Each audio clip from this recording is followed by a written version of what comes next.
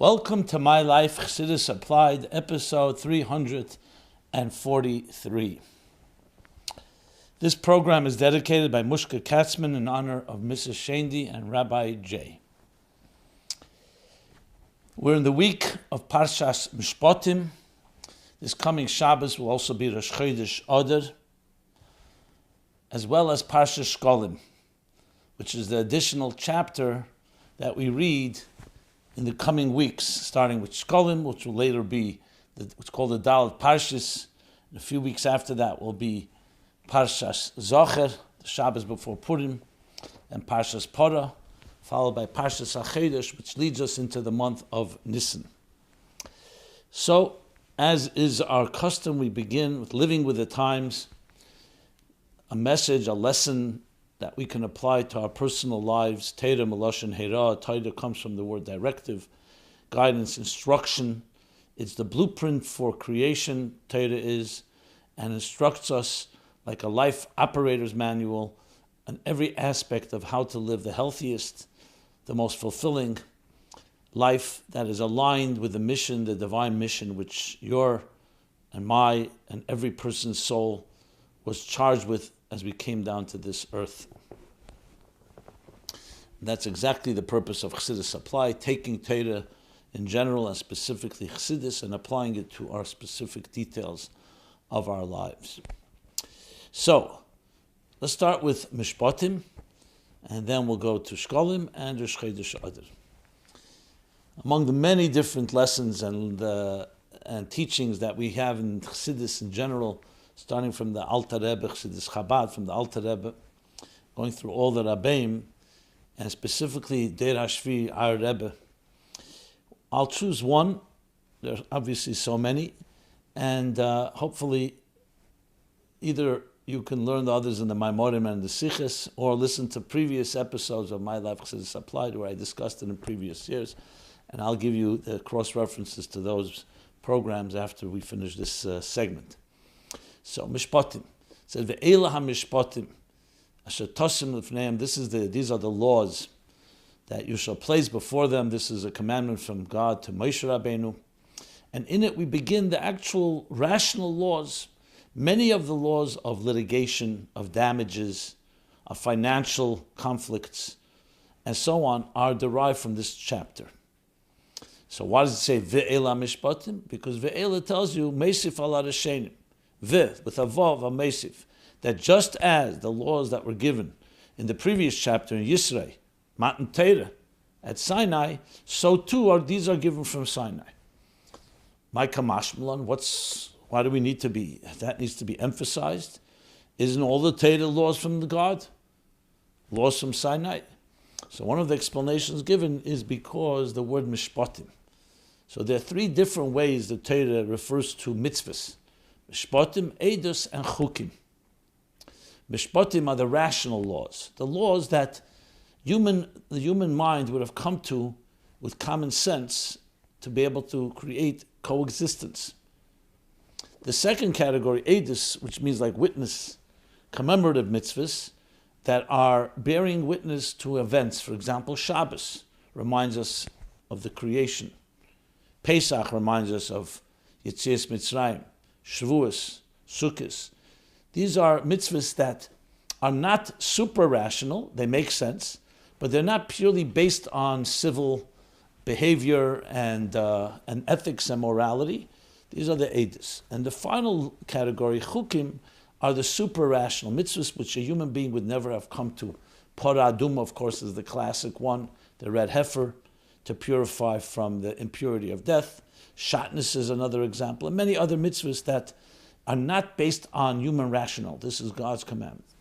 Chassidus explains, why do we have these three categories? They're not just random. They each reflect another aspect of our relationship with the divine, with God. The rational reflects a relationship that makes sense, which means our minds and our hearts can relate to it. So it's far more integrated and internalized in ways that we human beings with our minds can relate to these mitzvahs. They make total sense. The third category, the super-rational, reflects mitzvahs that are purely God's will. That's a relationship with God on God's terms. though we may not understand it, even though there could be explanations given, but it's primarily, what's prominent there primarily is the fact that God wanted that. And that's important also to have, because we want a relationship with God not just on our terms, but also one on God's terms.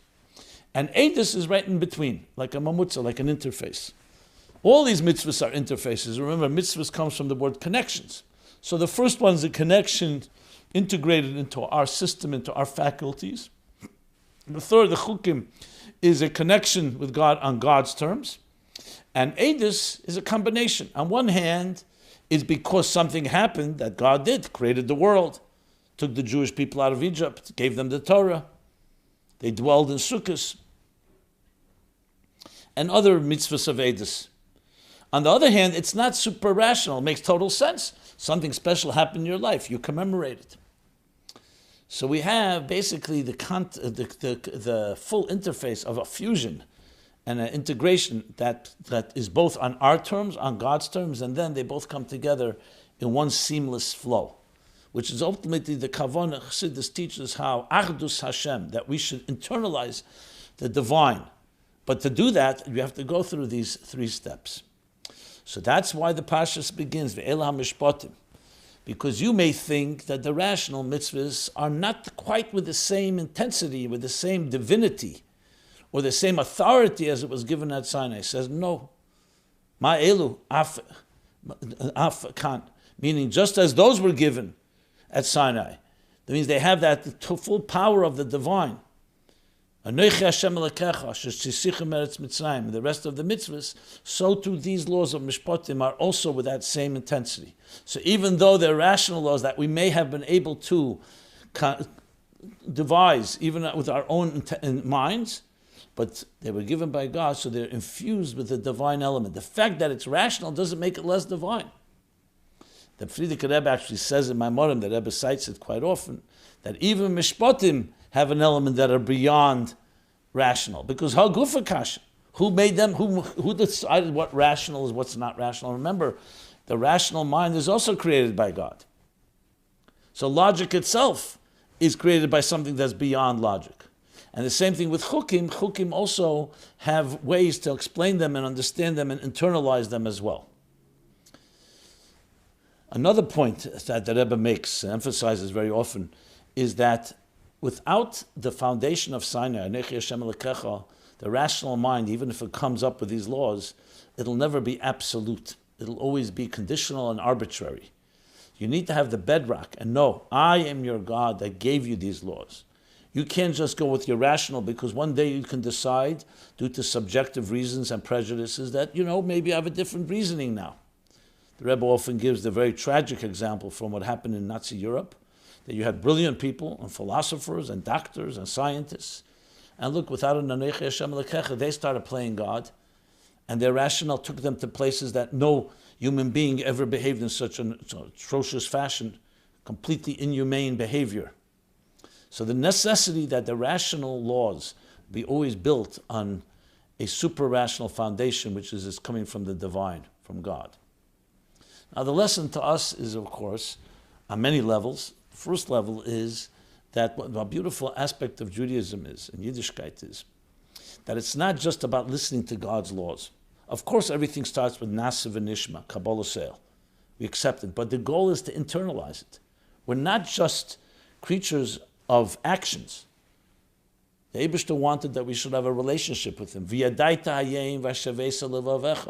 You shall know, you shall recognize, you shall understand. And and you shall take it to heart.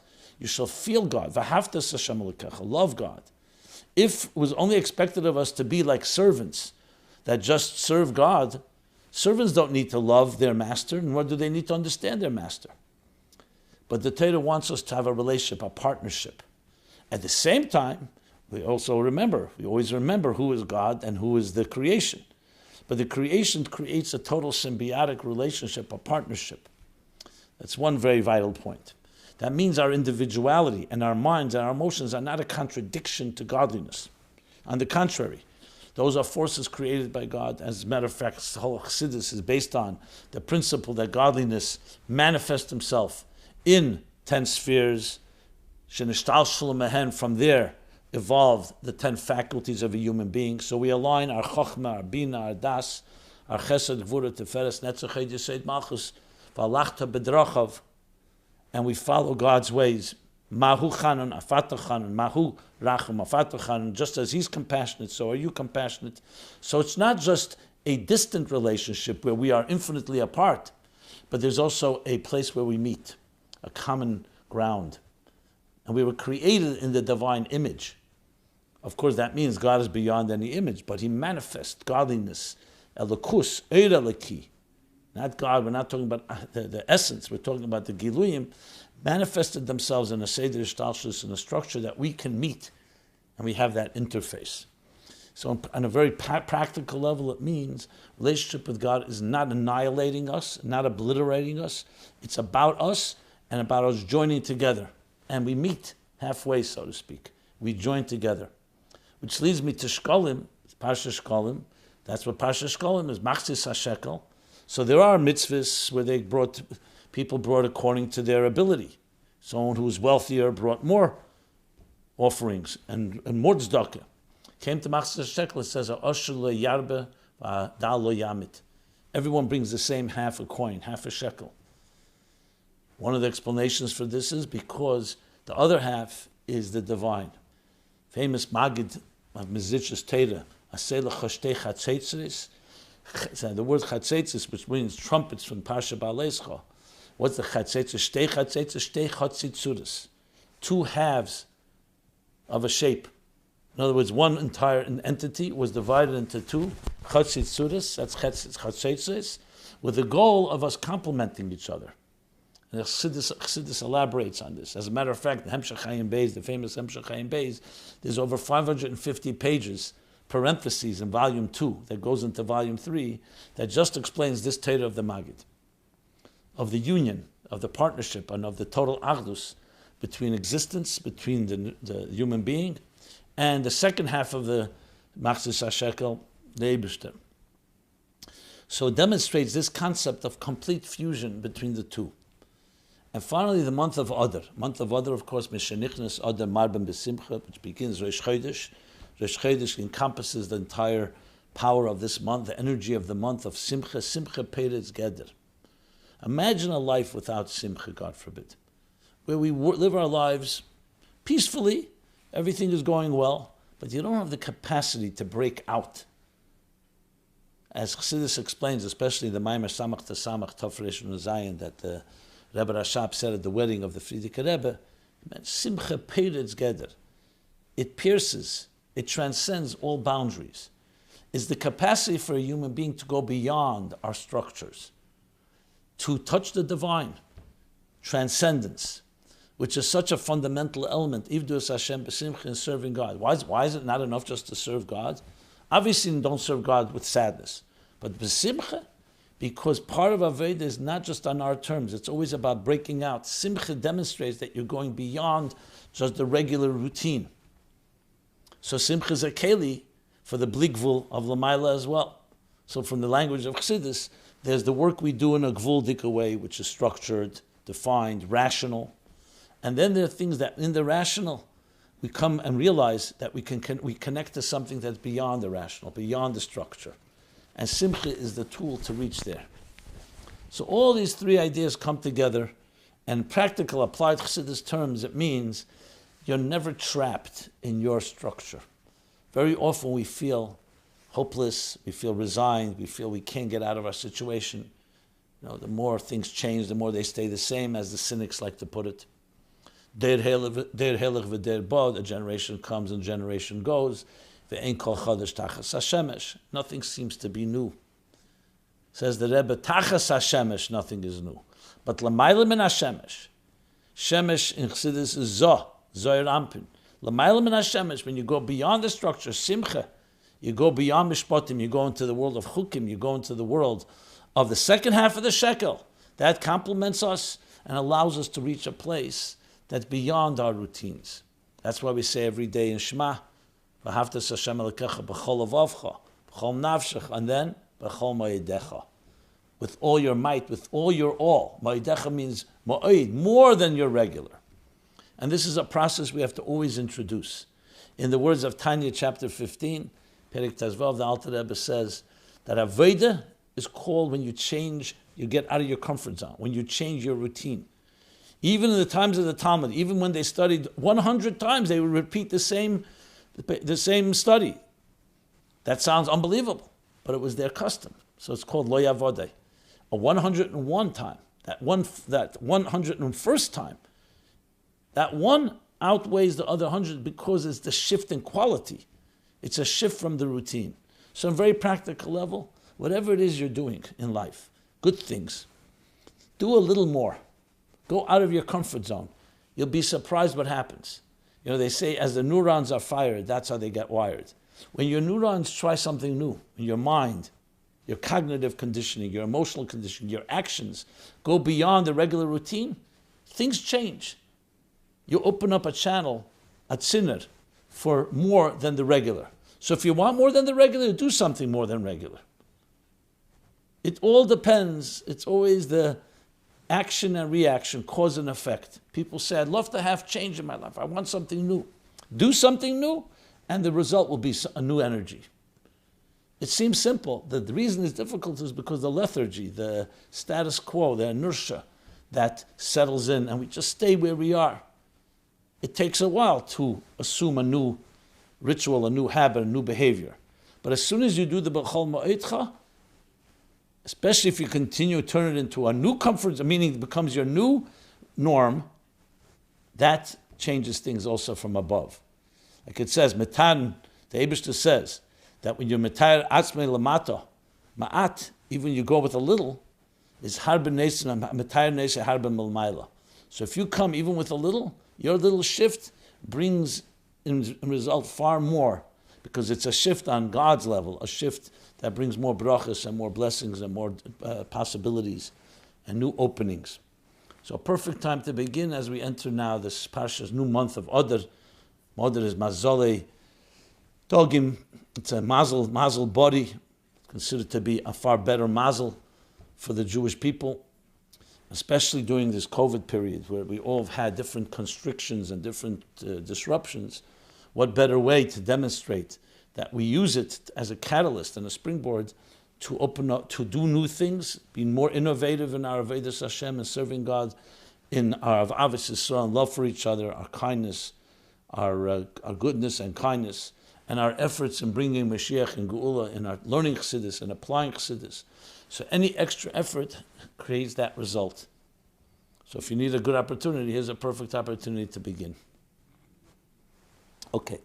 As far as cross-referencing, the times I've spoken about this in previous years is episodes 55, 105, 150, 200, 250, and 298.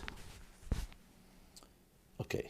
Now those previous episodes can be found at chassidusapply.com, a dedicated website to all things Chassidus necessary, and all the previous episodes, plus of course the current ones, other resources in learning Chassidus, whether it's different Maimorim.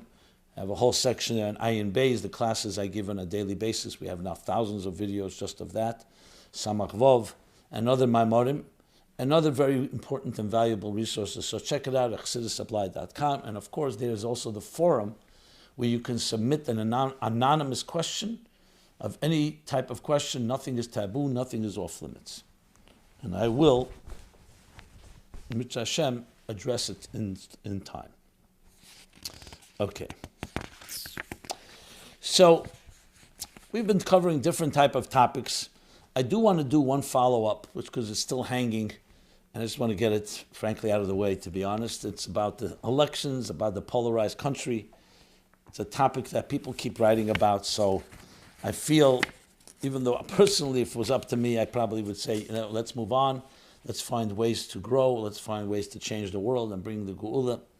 But since it is a topic, I will address it right now. So that way we can say, at least I covered it to some extent. So a bunch of questions came in after the talks I gave, after the programs of a few weeks ago. And I'll just read a few of them and maybe comment or maybe not comment, depending what is said. Shalom, Rabbi Jacobson. I learned a sikha printed in this week's Dvar Malchus, it means several weeks ago, this came in a few weeks ago, concerning Lom Hiroisa Lam Hazeh. So that was Parsha Shmois. Now we're in Parsha Mishpatim. The Rebbe explains that, okay, they bring a quote in Hebrew. Keshem Sha'adover Hoye Begulas Mitzrayim Ken Gam Begula Asida. That HaKadosh Baruch Hu Yidia L'Moshe Shama Torah V'Tachlis Shel Golos Mitzrayim Uzgal Hashem Havaya K'dei Liskis L'Gili Nai Lezeh Tzichem Lias Tchila Golos Kosher B'Yoser. That basically the Rebbe compares the future Geula, that is, we are on his threshold, the imminent Geula, to Gulas Mitzrayim, that the Eibishter told Moshe Rabbeinu that the purpose of the whole Golus is to reveal Shem Havaya, but the only way to get there is through a difficult Golus. I learned this, I couldn't help feeling that the new President Biden was able to steal the election because things need to get much worse to a very dark place before Mashiach comes. Am I understanding the Rebbe correctly? Well, I don't believe the Rebbe was referring to that. Even with Ruach HaKodesh, there are many different elements of Golus, Dar Golus, that we can enumerate here that are far more challenging. Even were you to say that he stole the election, which again is up for dispute, and I'm not going to weigh in on that at all, for many reasons, because I have no opinion, I have no idea, frankly. But even so, I think it's somewhat a little insulting to true challenges that people face. We've gone through a Holocaust, we've gone through personal Holocaust, losses, deaths, even in the last year. So when you say a very difficult Golus, you want to compare it to Mitzrayim, I would not talk about necessarily the elections in a free country like ours, where we have the privilege and the blessing to be able to serve God any way we wish and send our children to any school. Whoever wins or loses an election does not affect that at all. So I'd be very careful to take that type of leap. It just doesn't make sense to me. And as I said, even if you have your grievances, I don't think you have to stick it into the Rebbe's Sichos. And the issue here is that Golus in general, that we should know that any darkness we do experience is part of, yes, a greater Gili Havaya, and this time a permanent Gili that will come with the Gula Amitis Vashlema. That's what I would take out from the Dvar Malchus, from that Sicha, and many other Sichas. Okay. Another person writes, Reb Simon, no need to respond to this, but my musings after listening to episode 340.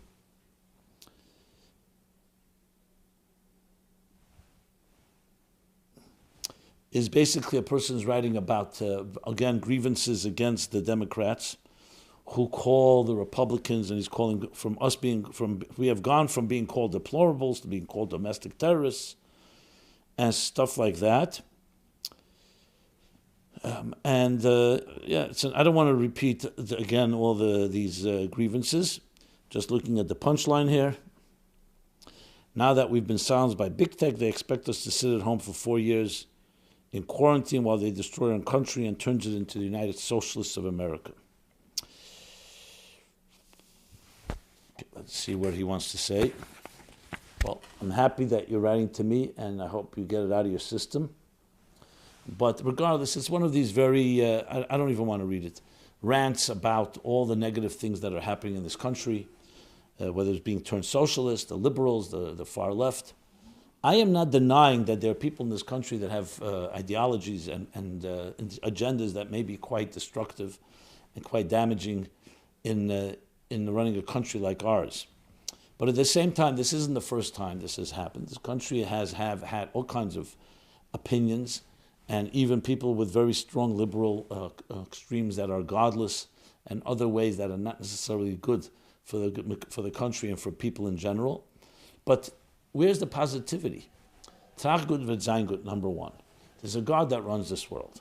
This country is a malchus shel chesed. If you can tell me one example, and I can't find one, where you or I have been constrained from serving God in the best possible way, then we can talk. There's not one example of it. Are there challenges? Yes, there are challenges, but there are challenges under every regime. I think it's important to separate ourselves from the rhetoric and the hysteria, frankly, of people who are on both sides of the aisle, one extreme or the other extreme. We have a Torah, we have a God, we have Chassidus, we have the Rabbeim, we have our marching orders. So if you could tell me these marching orders are being affected, is anything stopping you and I from doing everything possible to bring the message of Torah, of Chassidus, of goodness and kindness, of godliness, of Mashiach and Gula to people. I don't have any maniyah, any obstacle is all internal. Not from any president, not from any government. So what are we talking about here? That people have issues? Yes, that people have issues. But are these issues affecting our choices? Does it affect your children? That does not mean I'm neutral about different positions. I'm not neutral about different attitudes. Obviously, we can have a discussion, hopefully a civil discussion about political positions, what's better for this country. But I learned from the Rebbe. The Rebbe always looked at one thing, how our attitude is to God, to morality. Now you'll say, okay, there are a lot of people who are advancing all kinds of immoral behavior. Fine. You can voice your outrage. But even that, does that affect you directly or not? And can you do something about it? Which of course is the big question. If you can't do anything about it, that's still entitled to an opinion. But I feel that the healthy approach is that we need to be focusing on things we can do that bring light to this world. And if you encounter something that is darkness and you can do something about it, by all means. I have no problem taking a position on any given topic, but we have to be specific. These blanket statements that the whole country is going down the tubes, I just don't relate to it, as do many others. We don't relate to it because you're not being be specific. What is it that you want to advance? What is your plan? What's your idea? You want to, for the next election in 2 years from now, mobilize people to vote for a certain platform? By all means, do it. Or 4 years from now. But though I read it and I will receive any letter and I will never ignore it, but I also think it's part of a conversation to just set our heads to be straight. The final thing I want to say, we shouldn't be slaves to the media and other people's agendas. And that, whether it's conspiracy theories about one thing or another, we have a Torah, and that's why we have a Torah, to cut through the confusion and avoid any type of distortions and have clarity. Sometimes we can achieve it easier, sometimes not that easy. That's why we have this program, Chassidus Apply. That's what I try to do to my best of my ability, based on sources and based on Torah and Chassidus that we have. And I hope we all try to do the same thing in our own personal lives. That's how we live healthy, productive lives. You're speaking at the kitchen table or at the dinner table with your children. What are you talking about? Is this what we're talking about? Is this what will give the children an empowerment that they'll be able to take on the challenges of life? I just ask as it's a rhetorical question, obviously. But suffice it at that,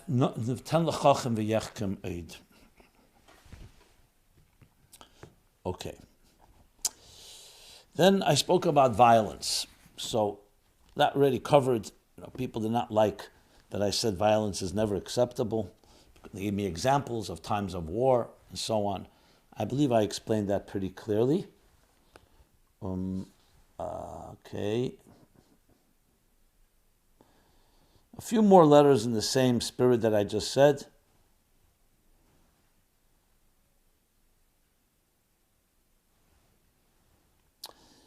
A lot of people very, very disturbed about what they consider a stolen election, just sharing some sentiments. And then I have to be honest, for balance, I've also received letters the other way around, that is saying that people have to move on and stop getting obsessed with all kinds of conspiracies that did not necessarily happen or never did happen. I'm not going to weigh in on that, as I've said, because of the obvious reasons, and I think I don't have to repeat myself. Okay, someone else wrote, Halacha permits us in extreme cases of self-defense to kill someone who's trying to kill us. Yes, that's correct. Those who walk in public without a mask during a pandemic are openly defying the advice of medical professionals and openly defying our community rabbis who have clearly and publicly stated we must follow the orders of health professionals.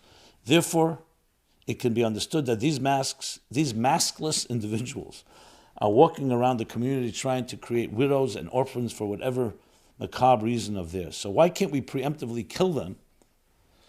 I'm just reading it, but this is just, you see what kind of letters come in here. To minimize the damage they are causing. Since they are trying to kill us, we would be doing it in self-defense. And if you want to argue that maybe they're not doing it on purpose, that they're just fools, still Allah allows relatives of someone killed by accident to pursue and kill the person who recklessly caused the accident. Unless that person runs to an Ir Miklat, and I don't think we have an Ir Miklat today. I mean, when I read this, and I'm reading it now again, at first I thought it was a joke. I hope this guy's not serious. And if it's a joke, I may wonder why did I read it. But just in case someone thinks like this, I don't want to use the word idiot, but it is idiotic to speak this way. The same halacha that talks about what is self-defense also defines what self-defense is. To suggest that, yes, absolutely we should follow medical professionals and follow Torah authorities. But why don't you go over to a medical professional and ask a Torah authority if not wearing a mask is a person who's like running around with a knife ready to kill you? Is it a precaution? Without a mask, is that a killing element? Would anyone paskin like that? So, okay, this is just another example. If this is serious, not a joke, I see this as another example of rhetoric, of getting caught up in hysteria without clear thinking, and definitely not Torah thinking. But since people may think this way, I just wanted to articulate. And then, of course, you're going to have people go the other extreme, that the whole masks are hoax, vaccinations meant to kill us. Please. We have these extremes. We have a Torah that meant to give us balance. There's a reason the Jewish people are smart people, and there's a reason that the nations see us as intelligent people, as we shall speak about shortly. And there's a reason we survived and we thrived till all these years, because we had a Torah approach that was not caught up in other people's opinions. Which, coming into the month of Adar, is the theme of Purim, of Maruchai, not bowing to anything but God, includes us not bowing to all kinds of theories and conspiracies out there, no matter where it's coming from media, from this one or from that one. Anyway, okay. I think I did Abiz Yetza, so I hope this puts it to rest. I'm sure more questions will come in. And I will probably be accused by some as I totally don't understand. I'm naive and understand the threats that are out there. Well, this is the platform that I tried the best. If you feel that you have something to say, you can always start your own platform and go ahead and try to communicate your message to others. I tried to keep a balanced approach based on Torah and Chassidus and what the Rabbeim told us. Period. That's it. Okay. Since we're talking already about masks and COVID, there was one person who followed up. Let me make sure I have it. And commented on something I had said a while back. Just find this here. Yeah. I heard Rabbi Shimon Jacobson say that the Rebbe never was in a pandemic. But I learned that from age 16 to 17, the Rebbe did not go to yeshiva due to the Spanish flu, but stayed home and learned with his father. So yes, in the 1918, there was the Spanish flu. The Rebbe would have been 16 then. Furthermore, they also say the Rebbe went out. Typhus was the illness at the time, was the disease, that the Rebbe went out and risked himself in helping others who were suffering from this virus that was also causing high fevers and caused many, many deaths. Okay, so what I meant that the Rebbe was not a pandemic, I meant through the Nesius. We never had directives from the Rebbe during a pandemic, but it's correct, you're technically correct that the Rebbe did live through the pandemic of 1918, which lasted, I believe, 4 years. And during that Tkufi, the Rebbe lived in, where would the Rebbe have been then? He would have been in Russia, of course. So that is correct. Tofrei Shayin Ches, Tofrei Shayin Tes, those years, Tofrei Pei. And yes, we have these stories. I never verified them, but so thank you for bringing this to our attention, and I concur. And yet, when we came to COVID broke out last year, Purim time, when we became more aware of it, what I was looking for is anything in the Rebbe's siches that would indicate there were so many different things that happened during the Rebbe's leadership and continues to happen in the Rebbe's leadership that I couldn't find anything direct that the Rebbe addressed. I was really referring to in the Rebbe's leadership, Nesius period. Okay, good. Now, let us now move on to a bunch of questions that have come in. Let's start with the issue of psychology and Chassidus. Very interesting questions. And it's something that actually from the beginning of this program, back almost 8 years ago when we started, it was one of the first topics I addressed was that, because since we're going to do My Life Chassidus Applied, obviously addressing psychological, emotional issues, so the first question comes up, what's the relationship between Chassidus and psychology? So let me read the many, many letters that have come in on this topic over the years. But I'm just reading some of the recent ones. And those that I don't cover, I'll cover in the coming and following weeks. Hello, Rabbi Jacobson. And the brief question here is, please frame psychology, spirituality, and Chassidus in some sort of context. Another question that came in, is psychology antithetical to Torah? But now let me read the fuller version of both these questions. Hello, Rabbi Jacobson. Thank you for offering this forum. The resolution of doubt by providing clarity illuminates our personal and global world, bringing the ultimate geula. May it be now. Please define the following two terms from a Chassidic point of view: psyche and soul. To what extent are they the same? Do they overlap? Are they different? Second, please clarify their Jewish and non-Jewish nature. Last, please frame psychology, spirituality, and Chassidus in some sort of context. With blessings to you and yours, which includes your listening audience, for a good year. Thank you for all you do for all of us, especially during this past year. Okay, very good questions. I'm going to read another question and just address it all together. Hi, I've been having a question for a few years now. In school and seminary, teachers would share how psychology and Torah don't work together and how they are so different. We also learned how learning psychology in college or the like is hepech haTorah, the opposite of Torah, for many reasons.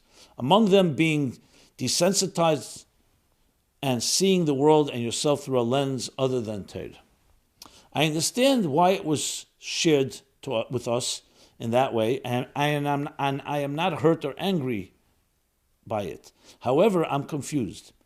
I've been to therapists, and I actually do understand the perspective my teachers speak from. I found that it made me a lot more self-centered, therapy that is.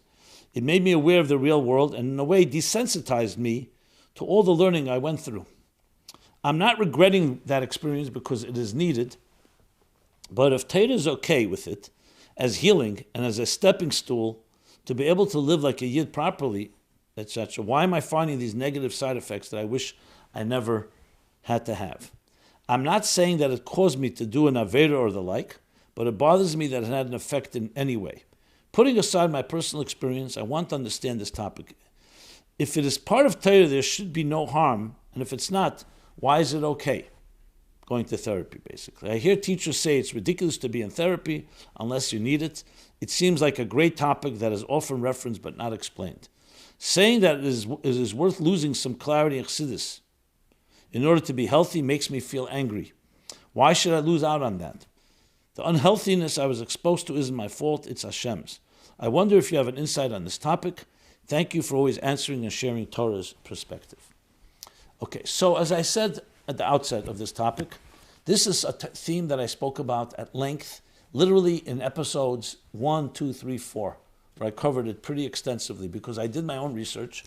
In beginning this program, I wanted to make sure what are the basic fundamentals of what Chassidus has to offer. How does it overlap, if it does at all, with secular psychology? And when it comes to medical, clinical issues, for example, heart surgery, or any other medical thing, we know that nitn reshus l'reifel arapis. The Eibishter gave Torah, gives reshus, in this week's parsha actually.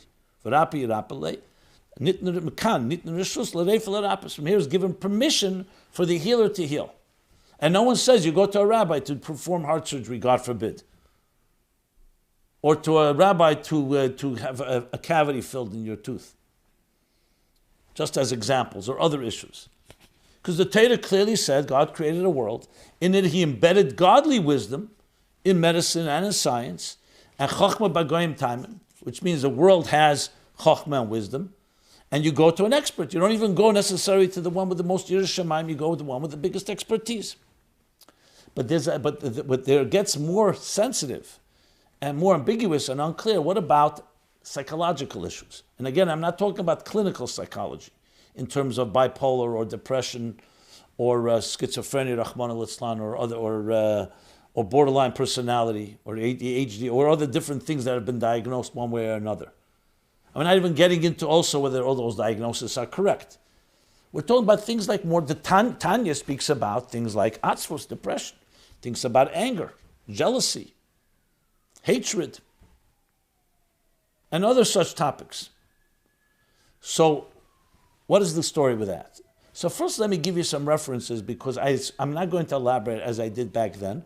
Not only did I cover it in the programs, the first 4 programs primarily of My Life Chassidus Applied, literally programs 1 through 4, but I also wrote 3 pretty extensive and exhaustive articles on the topic, and I'll tell you their names, which you can find at meaningfullife.com. One was called Medicine, Psychology, and Spirituality. A second one, Psychology and Religion. And the third one was called, Psychology and Religion, are they compatible? And the third one, is psychology good for us? Are therapists necessary? So whatever I'm going to say now is really a brief summary of some of the points. There it's far more elaborate with many sources. Sources from Chazal, from Zohar, from Chassidus, and so on. So it's clear in Tanya, in the introduction, that he says that all the eitzes in Avedis Hashem I'm offering you. Avedis Hashem is not just Ben Odom Lamokim. It's not just Avos Hashem, Yiras Hashem, and the service that we do between us and God. It also includes Ben Odom L'Chaveri, as he explicitly states at the end of chapter 12 in Tanya. So as such, Tanya says all the eitzes. So how do you deal with that? So there's 2 ways to explain it. That when we look in Tanya, in other words, we should be looking in Chassidus and Tanya for the answers. Why are we going to a therapist? We're talking about a therapist, not a Tanya therapist. We're talking about a therapist outside of that world of Yiddishkeit or Chassidus and so on. So 2 answers can be given. One is because we can't find it in Tanya. We don't have the ability. So we have no choice. Since there is an issue, so we have to go to whoever is an expert. A Yedid Mumche, a Reifa Mumche, in the world of psychology. A second approach can be that Eino Chenami, we should be looking into Tanya. And it's our challenge. That's why the Alter Rebbe says that if you don't find the answer, go to the Gdelim Shebe'ir. He does give us recourse. Go to the Gdelim. I translate Gdelim as the mature, emotional, mature people in your city, in your community, and speak to them. Let them help you draw it out of Tanya. But meanwhile, you're unable to do so. So that's why you may going back to the first answer. A third answer you can say is that maybe there's certain things where there's a boundary. You ask the question, maybe Chassidus can only go this far. My understanding is that Chassidus does have these answers, because Chassidus does talk about Chochmas HaNefesh, but I don't see any problem where your Chassid and a person learning Chassidus and Tanya can complement it by talking to a person who's been trained even in secular psychology.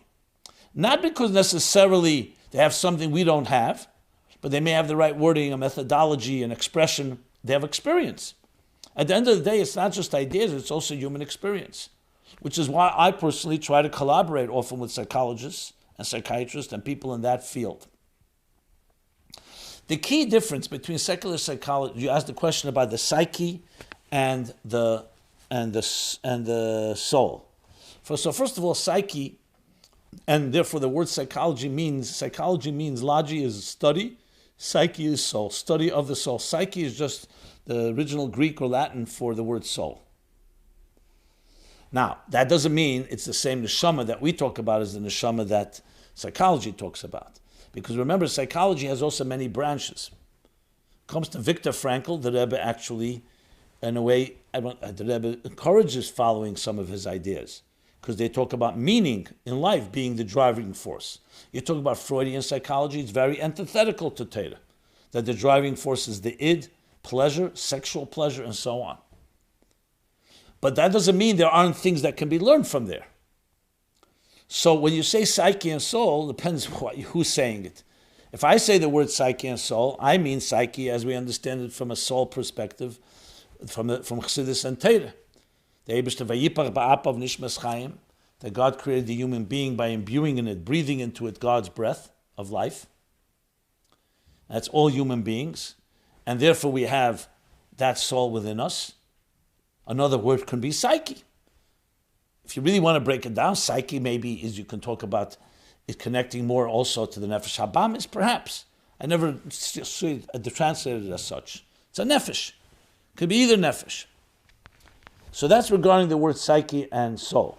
The key difference, however, between secular psychology and Torah psychology, or Chassidus, is the role of God and a divine soul. In many secular psychological systems, they actually see it as anathema, as off limits to talk about faith, religion, beliefs, and so on. I find that to be a problem. Why is that a problem? Because so much of our psychological issues are spiritually connected. We have a soul. So to ignore the soul. Now I understand why they want to ignore it. Because they see religion, some see it as actually neurosis. They see religion as a negative. Now frankly, some religion has been distorted and hijacked by dysfunctional people. But the healthy religion, healthy faith, as we spoke before about Ela Mishpatim, Shatosim Lefneim, Gam Elu Misinai, Ma'ar Sheinu Misinai, Af Elu Misinai, that on the contrary, looking into Torah, looking into Chassidus, about Neshama will enhance the so-called rational psychology of our times. But that's another discussion, how to deal with it. But that's the key distinction. They cut out faith, they cut out religion and God, and I believe that can actually be causing damage. Now, are there good psychologists who are secular psychologists? Yes, they may have the wisdom, the sensitivity. I'm not suggesting they may not have very important insights, but it would be far more holistic and complete, as I write in those articles, if soul and psyche were connected. This again does not mean that the therapist or the practitioner should be preaching and telling the person to do mitzvahs or what religion to embrace and how to embrace it. But to ignore the dynamics of the soul, to me, is like ignoring the dynamics of the psyche. That's from a Torah Chassidic perspective. Okay. Now, as far as the Jewish and non-Jewish nature, I'll address that in the next questions. Is there a difference between the psyche and soul when you talk about a Jew and a non-Jew? But then the question of framing psychology, spirituality, and Chassidus in some sort of context, I believe I just did that. So the best would be, I remember a professor calling me, actually the head of the Department of Psychology in her particular university, and said to me, I just finished reading your book, Torah Meaning for Life. Wonderful. Brilliant. She said, I believe that where psychology ends, Chassidus begins. Those were her words to me. So I said to her, if I may, with respect, say, I think, and she wanted to collaborate with me. She'll bring up a psychological topic from her perspective and from her training, and I should add what Chassidus adds to it. So I said, with respect, I suggest something better. You have experience and knowledge that you've learned from your studies and your experience. Why not look for it? Why don't we do something better? We will collaborate in creating a model that encompasses the best of both worlds. Instead of saying this is psychology and here's where Chassidus begins, where psychology ends, let's take what you've learned. I will suggest and bring to the table that which Chassidus says, and then let's turn it into one integrated system. Because there are many areas, there may not be contradiction, they actually can complement each other. Now when I say complement, obviously I don't compare Chochmas Adam, human science or human mind, to Divrei Elikim Chaim, to what the Torah says. But just like we said before with other science, the Rebbe brings lessons from science that we learn from that, ideas in Chassidus. So why not do the same here? And not tainting or compromising the Torah Chassidus approach. Just learning, soul may have an organized system already. That to me would be optimal. To create a new psychological model that's called the Chassidic psychological model that everybody in this world can benefit from. And you have the best of all the elements, those that have the experience. Like it says in the Gemara, Rab Chia went to study, for 14 years or 7 years, I forgot the amount of years, to study sheep by a shepherd. Because for him to understand the halachas of kashrus and shchita and different things, he needed to study sheep with someone who knows sheep. So the same thing could be with people who are practitioners who deal with psychological issues. Why not learn from them? And frankly, I would even say in clinical areas, whether it's issues dealing with tragedies like suicide or other addiction and so on, Chassidus has much to offer that I have no doubt can contribute and lift up the entire approach of the psychological world.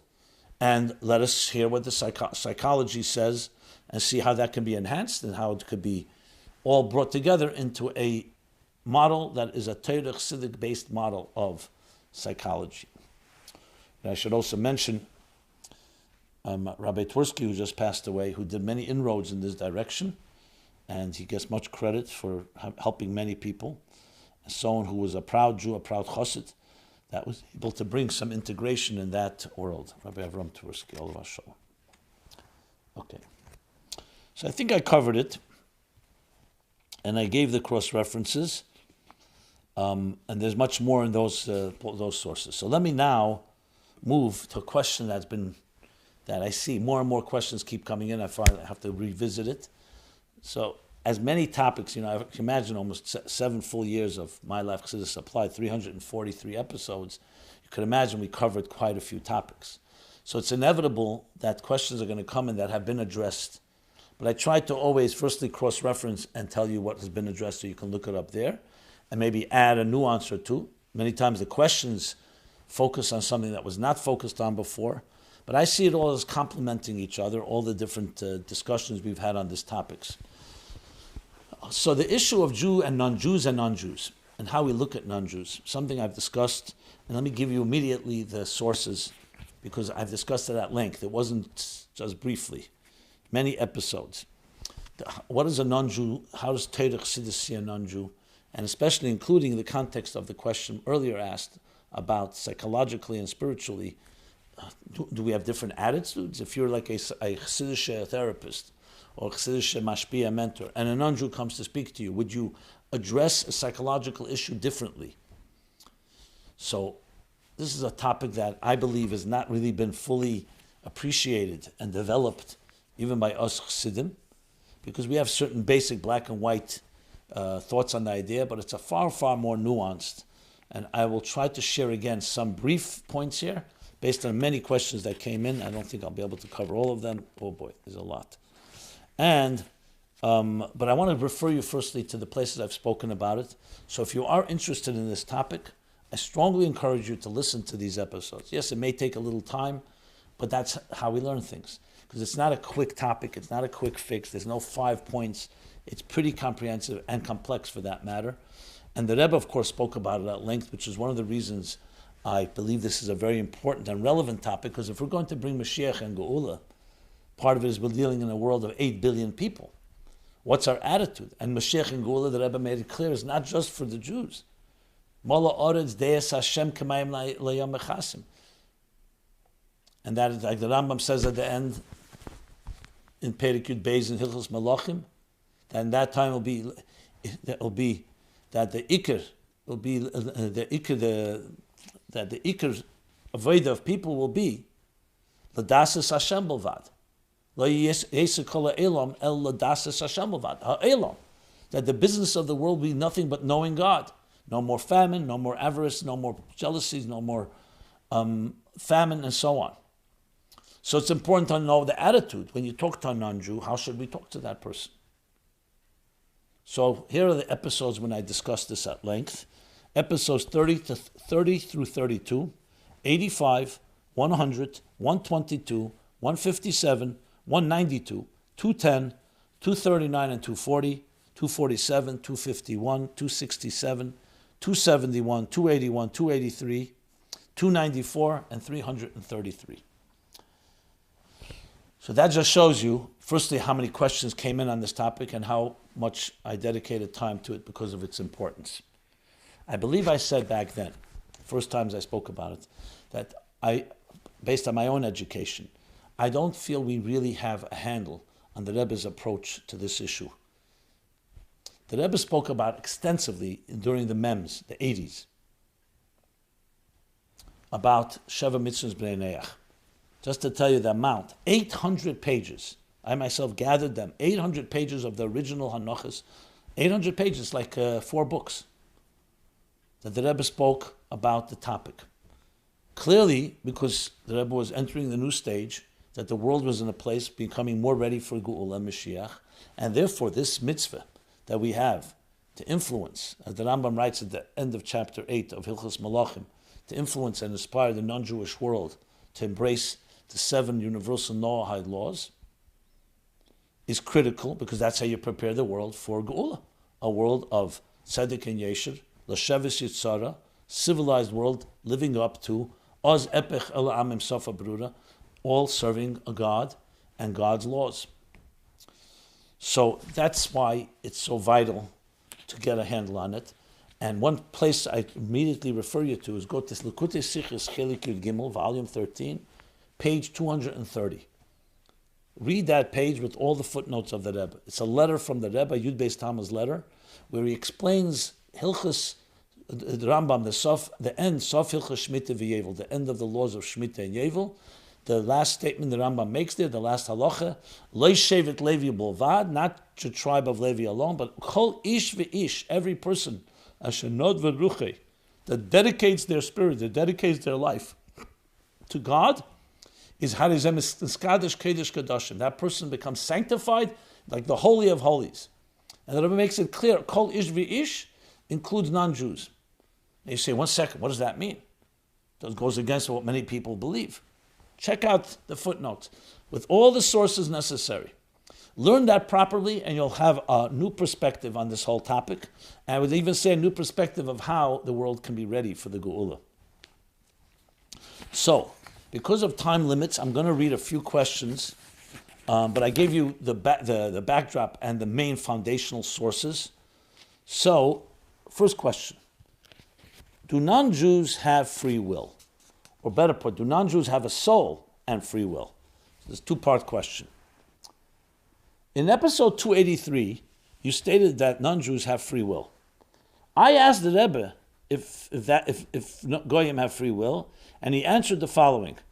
50-50, read chapter 24 of Tanya. So I looked this up in chapter 24 of Tanya, and I read how Bilam could not go beyond what Hashem allowed him to say. So that's why it's 50-50, as it's not complete free will. Okay, it's interesting. I would love to see the answer the Rebbe actually gave you. Did the Rebbe write 50-50? That I've never seen, but if whoever's read that, if you don't mind sending me the actual answer, complete answer, or to tell me that is the actual answer, it would be very interesting. Following up that question, another question. Concerning episode 283, does a non-Jew have a soul? So I'm asking, does a non-Jew have a 5-part soul like a Jew? Nefesh, Ruach, Neshama, Chai, Yechida. Or are they lacking Chai and Yechida, which aren't in the body of a Jew, but surround the body and are connected above, as it says in Chassidus, Makifim. Are there other differences in the soul of a Jew and the soul of a non-Jew? What happens when someone converts to Judaism? Thank you for your time in answering these questions. So another part of that is, in Perek Beis of Tanya, when it speaks about the Nefesh Elikis, it brings the pasuk Vayipach ba'apav nishmas chayim. My question is, how do we see from there that Jewish people have an additional neshama? Firstly, Adam was the father of all humanity. And since Adam has nishmas chayim, so all his children do, Jew or non-Jew. Not just the Jewish people. And secondly, why can't we say that it'd be referring, that's nishmas chayim, to the nefesh hasichlis? Another person wrote, I asked a few weeks ago if a non-Jew has a godly soul, and you answered that a non-Jew also has a godly spark. Does that mean that the Jew and the non-Jew are both identical with their connection to God? Now there's more. Should I read one more? Yeah, why not? Are non-Jews pure and divine? In the message, your inner pliant flame, Rabbi Jacobson says, the Torah says that human being is fundamentally good. You're a pure divine entity forever and ever. Is this, in your view, equally true for non-Jews as well as Jews? It's important to me to know what the Rebbe said about this. Thank you very much. I'm going to add that my rabbi specifically told me when I asked that souls being part of God and being eternally only refers for sure old Jews and probably some others. So you can see why I was looking for a very specific answer to my question. Thank you so much. Now, as I said, there are more questions, but let me just address this briefly. And I refer you again to the sources that I've already stated, including the Likutei Sichos, volume 13, page 230. So, back then, when I spoke about this, I cited the story where Professor Block, Yitzchak Block, Olav Shalom, from London, Ontario, for many years, a shliach there, professor, once brought in 1960 a group of students to the Rebbe in Yechidus. Among the questions they asked the Rebbe was this, and the Rebbe actually edited that Yechidus, and it could be found, you can find it at meaningfullife.com with the edits and other places as well. We published it at the time. So one of the questions they asked, I'm giving you the full version of it, it's not all published. They said, we asked Dr. Block, whether non-Jews have a soul. And he said no. We're asking the Rebbe if that is correct. Dr. Block was in the room. He told me afterwards. He was in the room. And he said that the Rebbe said, as if he wasn't standing there, you can tell Dr. Block that he's wrong. They have a soul, a spark. It's not like a Jewish soul, but they have a divine spark. And then the Rebbe edited it, and it's all published this way. And there are other places where there's an actual letter from the Rebbe that I just recently saw. I'm happy to share it. If anybody wants to get any sources that I'm citing, just write us in the form, but give us your email address where we can send you. And the Rebbe writes clearly that a non-Jew has a soul, a different type of soul, and there's sources for it. In Masechta Avodah Zarah, there's a Tosfos, and other places where this is discussed. Again, the sources I already given you to look up before. So then when the Alter Rebbe says, Nefesh Hashem is b'Yisrael, how does it stem with Vayipach ba'ap of Nishmas Chaim, which all human beings originate from Adam? So firstly, you have to remember the concept of Jew did not happen halachically until Matan Torah. Adam HaRishon, technically, legally, you did not have the category of a Jew. Even though Kaima Kol HaTorah, there was also no category of a non-Jew as we know it today. All the nations were God's creatures. Then there came a point where it became legally, and that's why the Jews had to go through a Gir conversion when they by Matan Torah. That's number one. Number two, in the Kfar Chabad, it says that if there was no Chet Tzadas, the whole world would have been different. That what we understand now as non-Jew may never have happened, or would not have happened. Not that it's a negative, it's that the Chet Tzadas shifted things. But the fact that every person is created B'Tselem Elikim is a Mishnah. Chaviv Adam Shenivra B'Tselem. And most interpret that being the Tselem Elikim of every human being. That's why afterwards it says, Chviv Yisrael Shenikroim Bonim Lamokim. But the first phrase, the first statement is Chaviv Adam Shenivra B'Tselem. So every human being is created in the divine image. And that's why the non-Jewish world has Sheva Mitzvahs B'nei Neach. They come from Noach, who comes from Adam. Sheva Mitzvahs B'nei Neach, because Neach added one more mitzvah, Ever Min Achai. Adam already had 6, but not the 7th. And all human beings are expected to live up to that. Expected means that they have an element of free will. Definitely around their Sheva Mitzvahs. You'll say, is that full free will? You know something? In Tov Shel Ches, Friedrich Rebbe says that free will by Id is only purely in Torah Mitzvahs. Free will does not mean which street you're going to walk, what color, what food is your favorite, or other things that are driven by Hashgacha Pratis. It's purely the decisions of right and wrong around mitzvahs.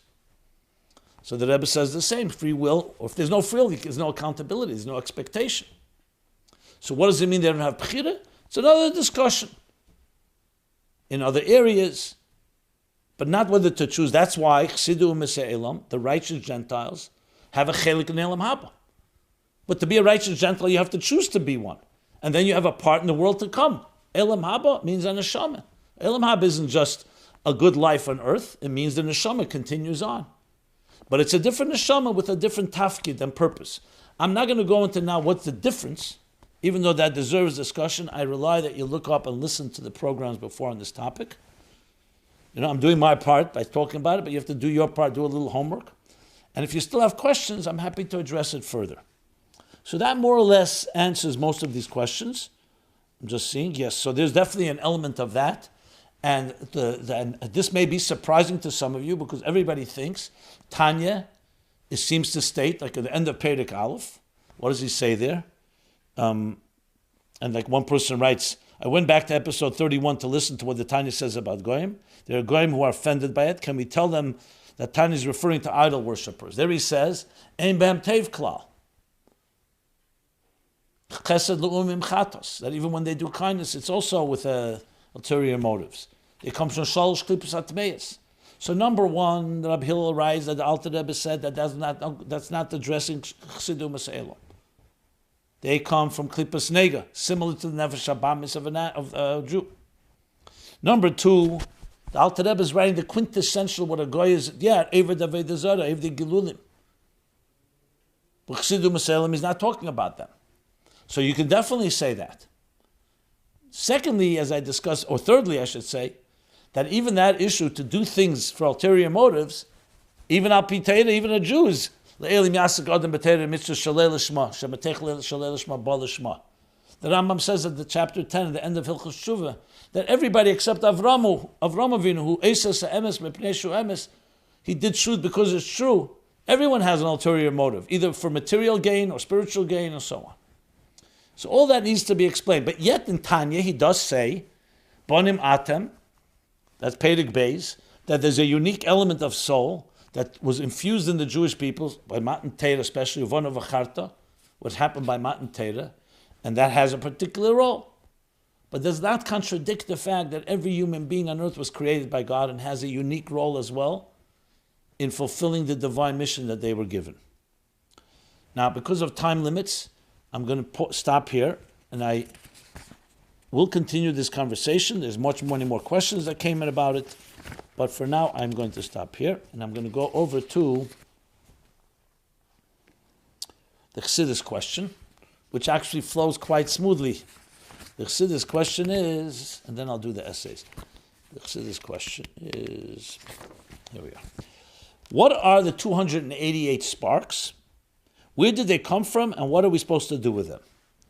Okay, so in Kabbalah, specifically in Eitz Chaim, the Arizal, and Chassidus, of course, cites it many times, the idea of what we call birur hanetzutzis, the refinement or the clarity, the separation of the sparks. And it's specifically stated that there are 288 sparks, rapach netzutze kedusha, 288 general sparks that vivify and energize everything in existence. You'll say only 288. Existence has much more than 288 entities. So derech what he says in chapter 37 in Tanya, even though Shishim Riba Yisrael, 600,000 is neshamas klolis, but then they break down specifically into many parts. The same thing with the 288 sparks. They break down into many, many, many details. But the general 288. These sparks are divine energy embedded in physicality. The Rizal derives it from a pasuk right in the beginning of Chumash.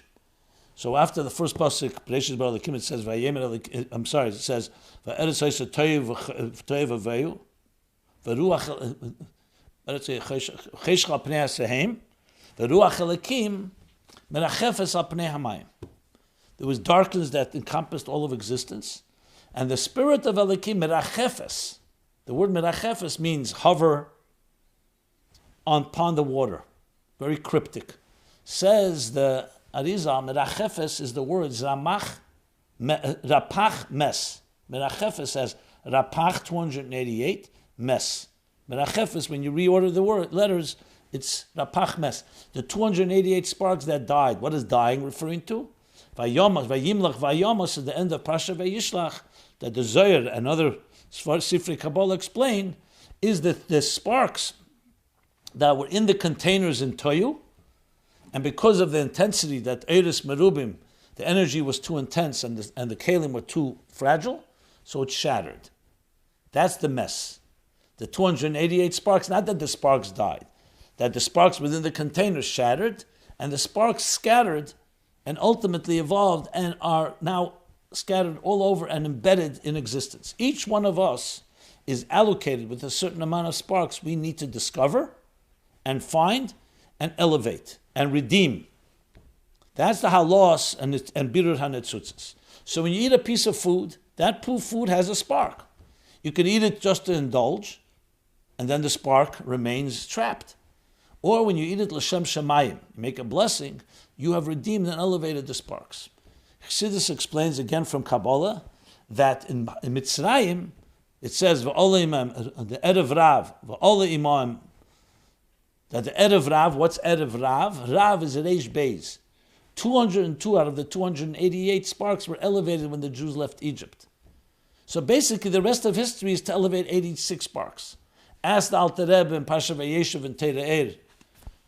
It took only a few hundred years to elevate 202 sparks, and it takes thousands of years to get 86 sparks.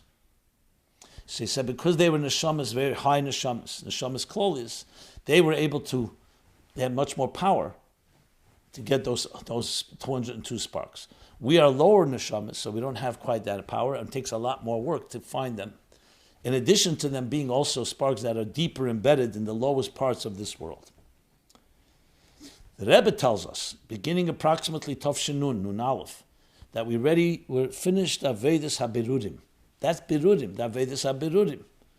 Now we have to open our eyes and see and reveal. Remember, we still have the habits and routines and the mindset, the psyche, if you wish, of yesterday, of when it was still not redeemed. So we still are fighting that battle, but the truth is it's been finished.